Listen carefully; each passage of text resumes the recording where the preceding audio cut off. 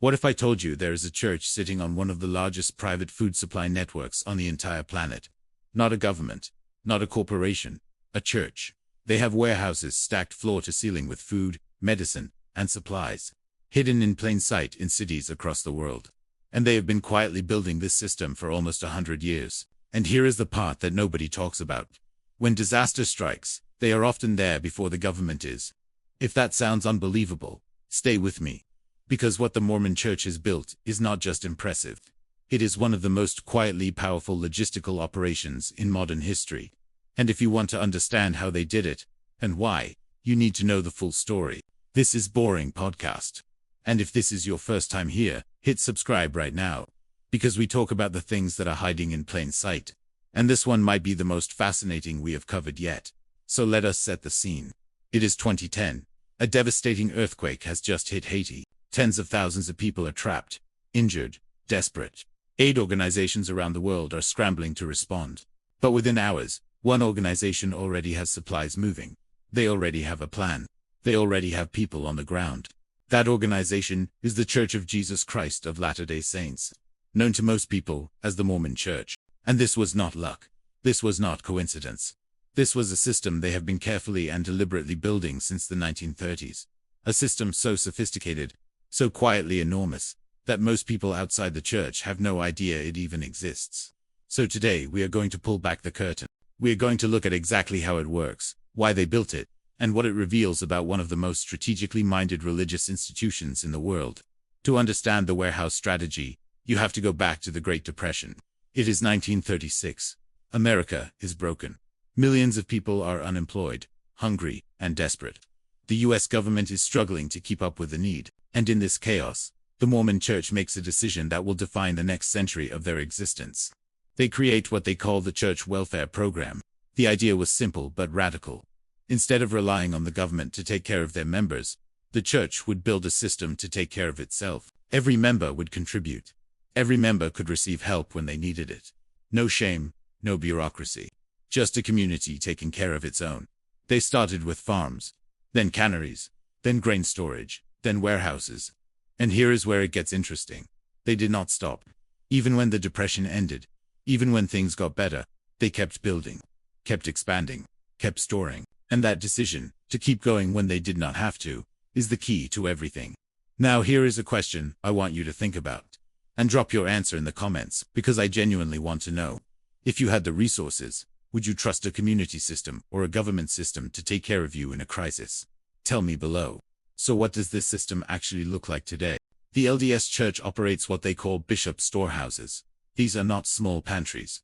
These are full-scale warehouse facilities stocked with food, clothing, and household goods. There are over 130 of them operating across the world right now. And they are available to any church member in need. No questions asked. But the storehouses are just the visible part. Behind them sits an entire production network. The church owns and operates farms across the United States. They have their own cattle operations, their own orchards, their own dairies. They have canneries where members volunteer their time to package and preserve food. They have grain silos. They have a trucking and distribution network that would make many commercial logistics companies nervous. And then there is their home storage program. For decades, the church has encouraged every member family to maintain at minimum a 3-month supply of food and essentials at home. Some devout members go much further, maintaining up to a year of supplies. Think about what that means for a church with over 17 million members worldwide. Now, here is the twist. And this is the part that genuinely surprised me when I found it. This system was never just about religion. It was never just about faith. At its core, it is a survival strategy that has been hiding behind theology for almost a century. Here is what most people do not realize. The Mormon Church is not just storing food for religious reasons. They are operating based on a theological concept called provident living. The idea that God expects his people to be prepared, self-reliant, not dependent on the world's systems. And that belief, taken seriously and applied consistently over 90 years, has accidentally created one of the most resilient private welfare networks on earth. But here is where it gets even more layered. The church does not only help its own members. Their humanitarian arm, called Latter-day Saint Charities, has operated in over 200 countries. They have donated billions in aid. They show up in floods, earthquakes, famines, refugee crises, And they show up fast because the infrastructure already exists. The warehouses are already full. The logistics are already running. So you have a system built for spiritual reasons that ends up functioning as one of the most effective humanitarian operations on the planet. And nobody is really talking about it. I want to ask you something. Does it matter to you why someone builds something like this? If the result genuinely helps people, let me know what you think in the comments. Seriously, I read every single one.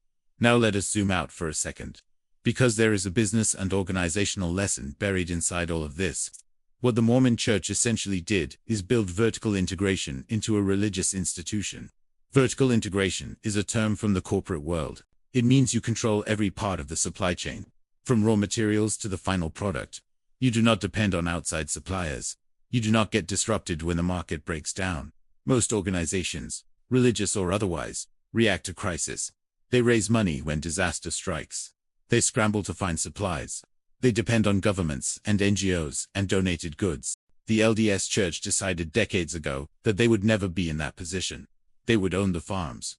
They would run the canneries. They would operate the trucks. They would stock the warehouses before there was a crisis, not after. And that one strategic decision, made by church leaders during the Great Depression, compounded over 90 years into something almost no other organization on earth has. There is a word for this in strategy.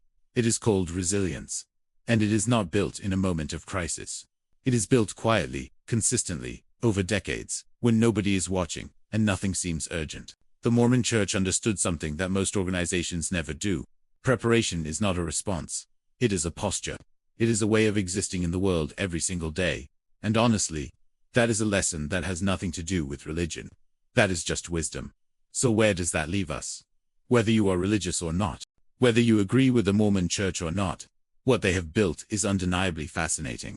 A private welfare and logistics network built on a foundation of theology that has quietly become one of the most effective humanitarian systems in the world. It started with a simple belief. Take care of your people. Do not wait for someone else to do it. Build the infrastructure before you need it. And never stop building just because things got easier. That is the warehouse strategy.